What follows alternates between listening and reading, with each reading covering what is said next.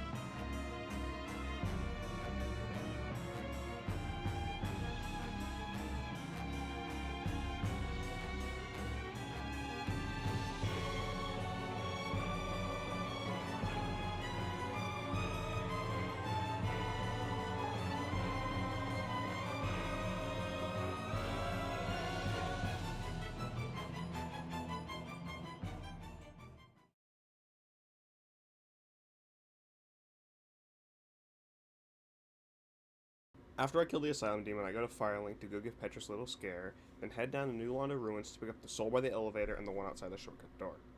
I go straight down to Blighttown to get the main weapon of this run. After jumping down some scaffolding and making my way through the shit-filled swamp, I get cock-blocked by both the Dark Souls terrain and whatever this demon's called. With me being blocked off and both poisoned and toxic, I accept my failure and die to do it all over again. Once again, I go back down to New Londo and into Blighttown, this time making to the fashion. I proceed to go back up to the Valley of the Drakes, but this time heading to the Dark Root Basin. I pick up the Grass Crest Shield and go see Andre, and using all the souls I grabbed along the way, I buy 9 shards to upgrade to a +5. Before Gargoyles, I pick up the first Firekeeper Soul and test the new and upgraded Falchion of the Night and Hollows. Even at a +5, it's not enough to one-shot a basic Hollow, so things aren't looking bright for me. I make my way up the stairs, killing the Balder Knight, and running past the Hollow Rave Party. With my preparation, I can fight the first real boss of the run, the Bell Gargoyles.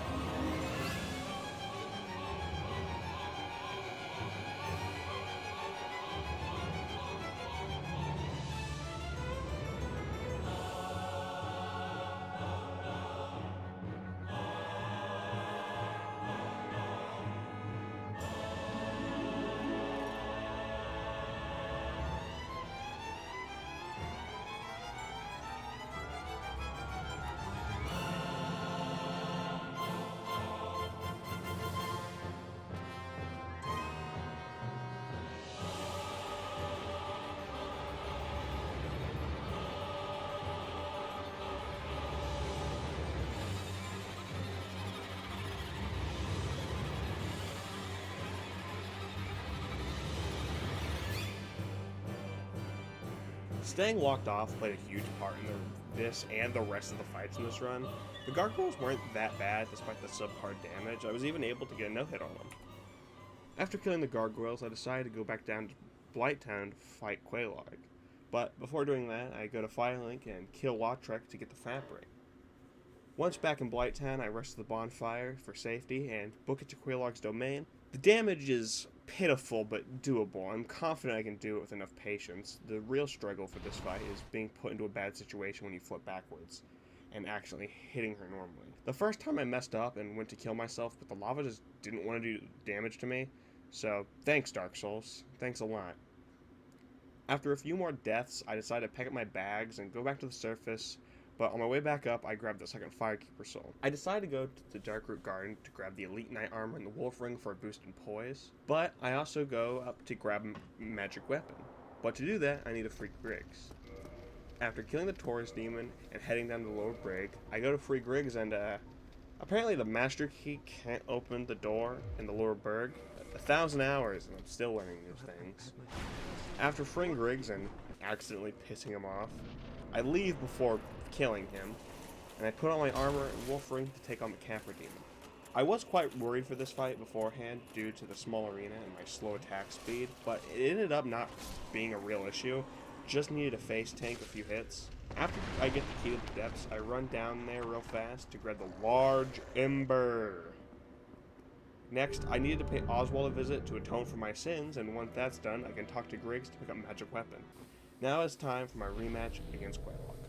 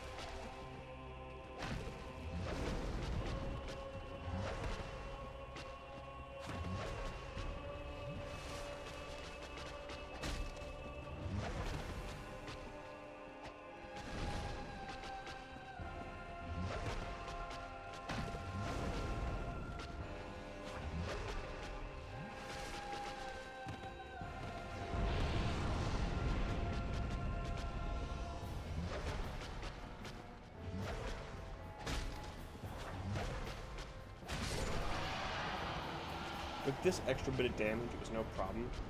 Quite a few more deaths and restarts. After I kill Ceaseless Discharge for some easy souls and the gold hymn set, which will be some of my main armor for this run, I go to Sins. Now that Sins was open, I run through, speeding past everything, picking up the first of 2 large shards in the chest and the other 2 behind the Superman. I light the bonfire, forgetting that Dark Souls 1 doesn't have auto rest, and after grabbing the cage key, I go get my first chunk by killing the firebomb giant. And then I start the fight against the Iron Golem. The damage isn't, and I just slipped off the edge. Great. I pop some souls I saved up to buy the remaining large shards I need, and then upgrade my falchion to a plus 10. Like I was saying, the damage fucking sucks with his high resistances. I thought about trying to knock him off the edge, but with the poor damage, I just didn't think it was possible. But it ended up being possible, just took a long ass time. After about a 4-minute fight, it was time to head up to Anor Londo. I planned on only being there a short minute, just long enough to grab the next spell upgrade. Great magic weapon. At this point in the run, I was scared for Ornstein and Smo. A boss that's quick and jumps around a lot, plus my slow and low damage. Yeah, great combo. So I decided to prepare. I over-prepared, as you soon will see. First by freeing Big Hat Logan from his cell, and going up to the gate-opening giant for the second chunk. For the next 2 chunks, the Black Knights and the Berg and Paris needed to go as they dropped guaranteed chunks. After showing them the light, I needed to go down to New Londo and drain the water to grab the last few chunks there. But first, I needed to make past the Ghost Ladder. This part was by far the hardest part in the run. At one point, I got grabbed and pushed into the wall, which prevented me from fucking moving.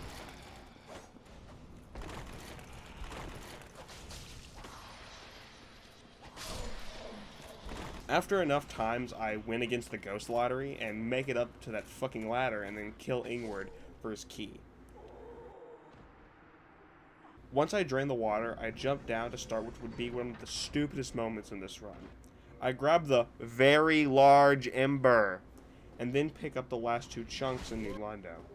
This puts me at 6. There is still 1 in Anor Londo I can pick up, but I still need 2 more regardless. This begins the long and boring farming session for the last 2 chunks. After about an hour of farming, I get the last 2 chunks. I head up to Anor Londo and grab the last chunk, completing my grind. Now, if you're a Dark Souls nerd, you probably already know what's wrong here. If you haven't, let me show you. You only need 7 chunks for a plus 14, not 9. So I farmed Dark Wraiths for an hour with a fucking flip attack. More importantly, Fextalife is wrong, once again, saying I need a 9. My 1,000 hours of Dark Souls knowledge shines through. But after the blood, sweat, and lots of tears, I get my weapon to a plus 14 so I can grab the last part of the puzzle, the slab. The slab was actually the easiest to get, as I'm more than familiar with the Stray Demon's moveset, that he poses no threat to me at all. And after that simple fight, I have a plus 15 before ONS. But before making my final ascent up to Anor Londo, I grabbed the 3rd Firekeeper Soul for a plus 3 Estus. Making my way through Sins again and up to Anor Londo, I killed the Brass Firekeeper for her soul as well. Earlier I had already gone and lowered the bridge and opened the main door, so it was a straight shot into the main hall. I go and rest at the bonfire.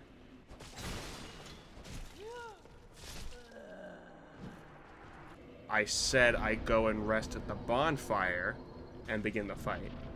I was so nervous, not even expecting to dent ONS, but looking back, yeah, I shouldn't have been worried. Even with my low armor rating and low damage, I was still doing great amount of damage to Ornstein and taking very little. I didn't win the first attempt, but I felt confident, and I should have, because a few attempts later, I was able to take Ornstein down, and Super Smo was incredibly easy because no matter what weapon you're using, you can bait out very easily and very punishable attacks, like his electric butt slam or his jumping butt slam.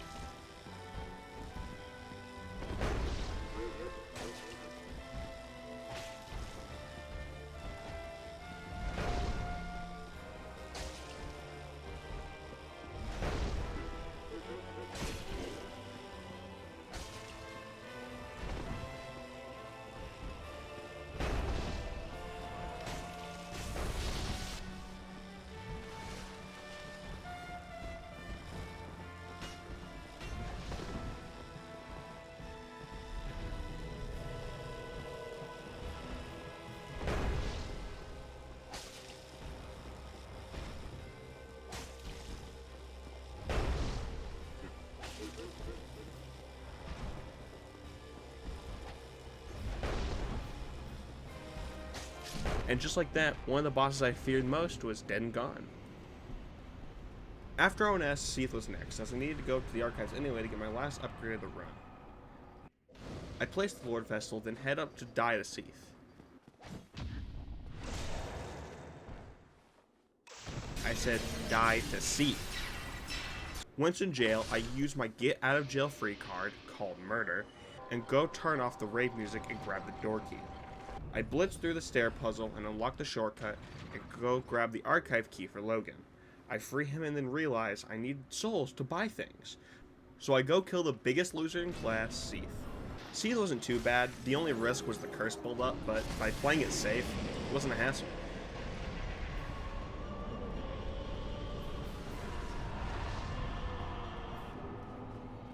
After getting the souls, I buy the last upgrade, Crystal Magic Weapon. Next up was the Bone Zone trademark, and it's over. Yeah, once you start using the Catacomb skip, you just don't go back. Pinwheel was Pinwheel, and then it was time for the Bone Zone in the Dark trademark, and it's just as easy to run through. I hope if Bluepoint ever remakes this game, they should consider remaking the later part of the game. After getting through the main part of the Catacombs, I could take on Daddy Bone Zone trademark. After putting on full Havels and abusing the block of the Falchion, I just faced tanked Nito and his partygoers, and with that, the second Lord was down.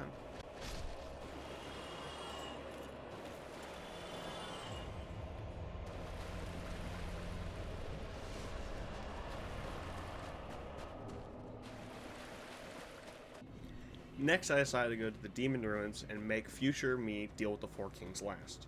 Just in case, I killed a wall hugger to get a safety bonfire, then move on to the Asylum. Wait, no, straight, no, that's not right. It's in my notes somewhere, let's see, Fire Sage Demon. And he's already dead. Just like Stray, I know his moveset so well, so it's really easy. And right after is the Centipede Demon. I almost first try him as well, but at the end I get hit with the Dark Souls 2 hitbox and die. It's so close. Next try, I decided to lead him over to the bigger platform, and I die again. Third time's the charm, and I take him down. I'm having less and less to say about each boss, mainly just because of how simple it is. In hindsight, Magic Weapon and its variants are making it a little too easy, but at the same time, most of the endgame bosses can be face tanked with enough vitality and armor, so I don't know if it matters. Bit of Chaos is simple. Run to the left arm and break it, then quit out, and then run along to the right side of the arena and jump the gap to the other. After breaking that, quit out and go down and jump into the final section and kill that bug.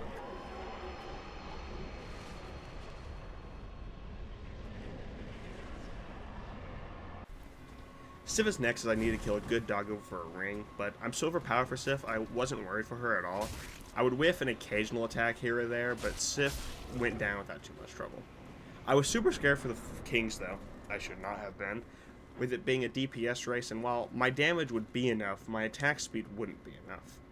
With the ring on and full Havels equipped, I jumped down preparing to hit a roadblock, and while I didn't kill the first king in time, the second one just watched. Then the second one went down, and the third and the fourth went down. That wasn't so bad. With all four, I had all the souls and ready for Gwen. The Firekeeper asked in a battle between me and Gwen who would win. I said, if Gwen used 120% of his power, he might give me a bit of trouble. But would you lose, she asked. And I said, nah, I'd win.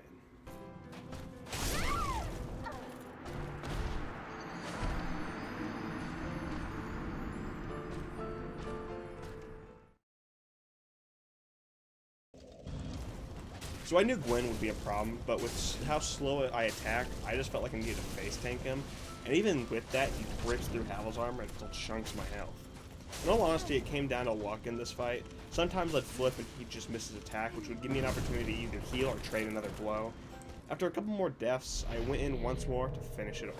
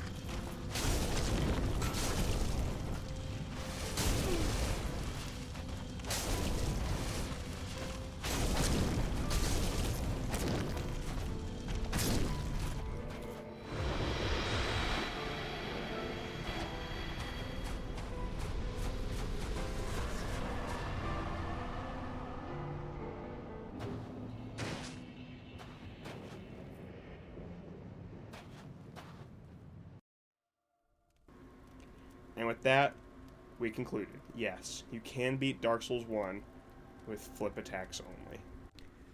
Thank you to everyone who made it this far. I know this took fucking way too long to come out, but I suck at editing, and I'm still learning new things.